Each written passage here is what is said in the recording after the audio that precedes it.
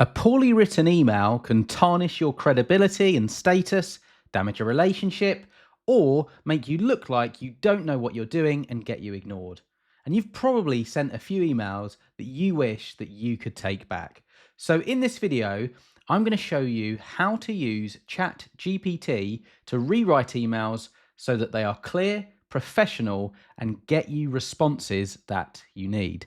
Let me now show you how. The first thing I'd strongly recommend that you do is load up ChatGPT. In the bottom left-hand side of the interface, open up your account and then click personalization.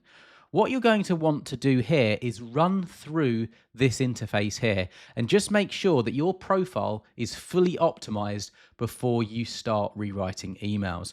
So to begin with, you want to change your base style and tone. Now, while you're watching this video, you might have various different use cases for it. It might be that you're sending emails to clients. It could be that you're sending emails internally. There's lots of different reasons why you may need to rewrite an email. So you will need to go through these settings and adjust them to fit your specific need. For the purpose of this video and this channel, we are a project management channel. So we'll be looking at kind of professional tone and style. So I will be leaving that in place. But yeah, it may be that you want something a bit more quirky or cynical as an example, depending on your use case. So the base style and tone, absolutely make sure you set it. In most cases, for most of you watching, it will be professional. When it comes to the characteristics, you just want to run through these options. If you want to be more professional, make sure that you are maybe less warm. You want to be perhaps less enthusiastic and calmer and more neutral. You don't necessarily always want to use lists, but sometimes they may be useful, so put that as default. And then you don't want to be using emojis in professional emails. Now, for custom instructions, this is where you can get really specific as to how you want ChatGPT to operate for you. For instance, you can probably tell by my accent, I'm based in the UK, therefore I need British English, not American English. You get the idea. I'm just making that really, really clear. Obviously, spellings differ, etc. So this is the place to add all of those little nuances you want ChatGPT to be familiar with. Now, if you're not sure what to add to custom instructions, you can always go into ChatGPT and ask for recommendations in your prompting. You can say something like, I am a project manager in the finance industry, etc., etc. Provide me with custom instructions so that my interactions with ChatGPT are optimized from the outset. Something like that, and then you can get that kind of feedback, plug it in here, and then you can fill out the other things. So it could be like your occupation as an example. Save all this up, and once you've done that, you can then move on to this step. So for the purpose of this video, I have prepared this document ahead of time, and I will be making this available, and you can download it via a link in the description down below. But what we need for this video is we need a base email or an email that we are going to be optimizing in various ways. So I'm just going to copy this and I'm going to plug it into ChatGPT here. So that's that base email. Now, there are various ways that you can use ChatGPT to rewrite an email and make it as effective as possible. Now, the first one I'm going to suggest is making the email better generally. Now, of course, you're going to have a different base email to me. It might be that you don't have much at all. You've got hardly any ideas of where to start, and you might need to kind of come up with a kind of base email to begin with. So it could be that you just need to populate a few things that you want to include in that email. Even if it's not that coherent, just get it down in front of you with the rough things that you want it to include, and then you can kind of go from there. So the first prompt we're going to show you is if we go in here, I'm just going to put this above here. So I'm holding shift on my keyboard and I'm going to paste this in here. So this one's really important. So rewrite this email so it sounds more professional, clear, and well structured. Keep the meaning the same. Use natural British English and make it sound like a competent project manager who wrote it. Now, again, you might need to make a few adjustments. So as an example, British English, you might want to adjust project manager. You get the idea. But there's a few things that you can kind of adjust. But once you have this, then you just plug it in. And then you just sit back and obviously wait for ChatGPT to do its thing. And the beauty of this, I didn't even give it a subject, and it's already given me a suggested email subject line as well. But this is what it's come back with. So you can see it's a kind of shorter structure, smaller paragraphs, and it looks better kind of in terms of being more broken up, and it looks like a reduced word count as well. So that's the first one. Now, this is the simplest use case. You just basically want the core message to remain the same, but you want it to be more kind of skimmable, user-friendly, etc. So as an example, cleaner wording, you want to be more polished. Now, the second one, and I can't stress how important this is enough when it comes to rewriting emails, most emails are too long. So something like this, if we kind of go back in here,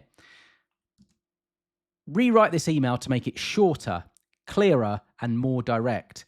Keep it at 120 words. Remove repetition, vague wording, and unnecessary filler. This is such an important prompt, and it's so important that your emails are as concise as possible. People just do not have the time anymore to sit through long emails, and you lose interest, you lose respect by doing that. The briefer you are in your emails, the better it will be for absolutely everyone involved. So here you see it's completely condensed it.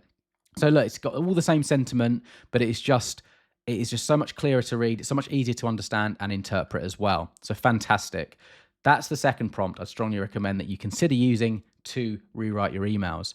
Now, the third one is where you use ChatGPT to rewrite that email for a different intended audience. So as an example, in this video, we are rewriting it for a client project manager. So if I plug this in, and then we'll see the output. So if I just plug this in and I'll walk you through it.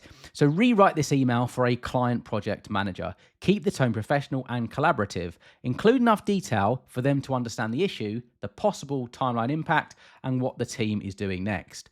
Make it reassuring without sounding vague. Now, I'm going to go back in and get my base email here because we want to make sure that we've not lost any of the original detail. I don't necessarily think we would have, but I just want to make sure. So that's another way we can use it.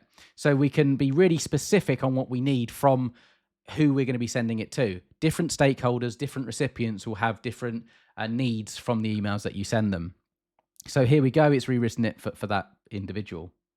Now, if I go back in and let's go back to where we were. So this one would be for a different audience. So what you can then do as a secondary follow-up prompt to that original prompt here is then you can say something like, now rewrite this email for senior management. Remove unnecessary technical detail and focus on delivery, status, key risk, possible business impact, and the recommended next step. Keep it concise and executive friendly. So you can see how this is going to be adjusted. It's going to be, yeah, we'll see. But you'll see exactly what it's like. Executive team members require much less detail. They need it to be much more high level. So you can see how it is different next to it. But can you see how this prompt just enables you to write your emails very, very quickly and rewrite them very, very effectively? So of course you can do all of that for all of the different people who are going to receive it. So the next prompt I want to show you is how you can get more decisions made on your emails. So as an example, if I plug this back in, and I'll show you how it kind of works. Rewrite this email so it ends with a clear call to action. Ask the recipient to confirm whether they would like a short risk review call early next week. Now, this is, of course, very, very specific, but this is where you'd add the call to action. So in other words, what is the reason behind your email? What are you looking to achieve by emailing that person? Is it a decision? Is it for them to update a sheet or a report or something like that? Do they need to hit a deadline? Whatever you need them to do, this is making sure that it's very, very clear that they need to do it. So this is where it's added the CTA, call to action, and it's right at the end. And there's typically a question involved, so that's where we can see the question mark there. So that's another way we can rewrite it, by getting a stronger call to action. The next is to make it sound more confident, because it may be that you use lots of kind of words subtly throughout your emails, which just show that you're not very confident or that you're not very clear on what you want to do. And it's just very, very, you can lose a lot of credibility if you are vague like that, or you kind of show hesitancy. So what we've got here, rewrite this email so it sounds more confident and in control. Keep the tone calm and professional. Avoid sounding uncertain, overly apologetic, or defensive. So don't use words like sorry. It's not very good to do that in your emails. So as an example, hi Sarah, a brief update on the reporting project. So we can just see how this is kind of shifted. If you were to compare them side by side, you would notice the difference, but you'll just look, it's very confident. There's no, it looks like we are in charge and in control, which is what people want. People want to feel led. They don't want any ambiguity and you not to be confident. So yeah, you can see here, don't use things like I think, there is a chance, hopefully, I do not want to cause concern, I'm sorry that. These words, this kind of content in your emails is just not serving you at all and you should remove it.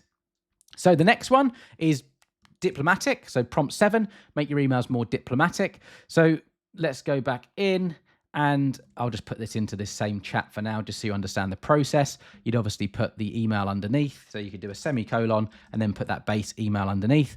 But rewrite this email in a more diplomatic way. It should acknowledge the issue without causing alarm, avoid blame, and maintain stakeholder confidence. So this just makes you look more credible because you're not finger pointing and you're not, it's just very, very fair and diplomatic. Diplomacy is very, very important in organizations. So here we go. Here's another one we can do. Rewrite for a very busy executive. Again, this is for people who don't have much time. So this is kind of very similar to the one I showed you previously where we're shortening an email, who only wants the essentials. Use a short subject line and keep the body highly concise. Focus only on. See how we're kind of doing. Oh, I did that by mistake. See how we're kind of doing that here. What we're trying to achieve here. We're just trying to make sure that the email is providing everything they need and nothing more. It strips everything back. It removes all the unnecessary stuff. So the next is this, rewrite in plain English. So if you want simple, clear language and short sentences, avoid jargon, vague wording, and overly corporate phrasing. So if I plug this in, you'll see what happens if I kind of submit. We'll see exactly what we get here. But this is really, really important. Particularly with getting your emails not to sound like they're AI written. So you could even say things like, do not sound like AI, do not use AI like jargon. You could even include a list of words that AI typically uses that you don't want them to include. So it just looks really human. You could say something like, be more human. You get the idea how you can refine this. But this is a really important prompt that you use to make sure that your emails are kind of professional and that you don't lose any credibility in that way. It's very, very useful when your emails that you've written are too wordy, your audience is mixed, clarity matters most. Now, this is really useful if you've got multiple stakeholders to share it with, the email that is. So you could say, rewrite this email in 3 different ways for 3 different audiences. So what this will essentially do is just enable you to reduce the back and forth with ChatGPT. You'll get you'll get everything in one. Here we go, everything in one output. So I can copy this. I can copy this and can copy this. So it's really useful if you need to send updates to different stakeholders on, with a different need, if that makes sense. So yeah, it enables ChatGPT to compare audience types in one go. So it's sometimes more effective to do it in the same prompts rather than separate prompts. So in the last section of this video, I just want to talk about some optional revisions. You don't always necessarily have to change the objective. Change the audience. You can change the objective of the email itself. So you can also show that the same email can be rewritten for different goals. So if you just need to reassure your recipient, you can do that with a prompt like this. Rewrite this email to reassure the recipient and maintain confidence. Keep the tone calm, professional, and controlled, as an example. You could escalate the risk more clearly. So rewrite the email so the delivery risk is more clearly escalated. Now, this is more project management focused, but you can see how you could use this prompt to bring certain information to the attention more than others, if that makes sense. It just brings it to the surface more. Secure a quick decision. Rewrite this email so it's more likely to get a quick decision from the recipient. Make the ask clear and specific. Rewrite this email so it includes enough clarity and context to reduce unnecessary follow-ups and questions. So here is a simple framework for you to follow when rewriting emails in ChatGPT. You want to think about 4 different things in your prompt. Who is the email going to? What does the email need to achieve? How should the email come across? And how short, formal, detailed, or direct should it be? So I've just left an example in this document. As I say, if you want to get access to this document, I'll leave it in the description down below. But you get the idea. This is how it's all kind of pulled together.